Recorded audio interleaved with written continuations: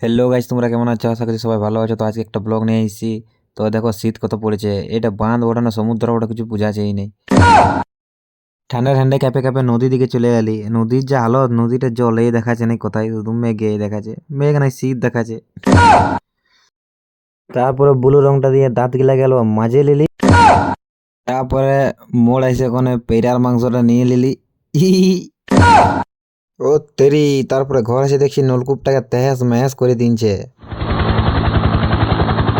ও তেরি। তারপর দেখছি নলকূপটাকে 1 কিলোমিটার সময় রেখে দিনছে। ও এই দুজন কেরামতি করছে।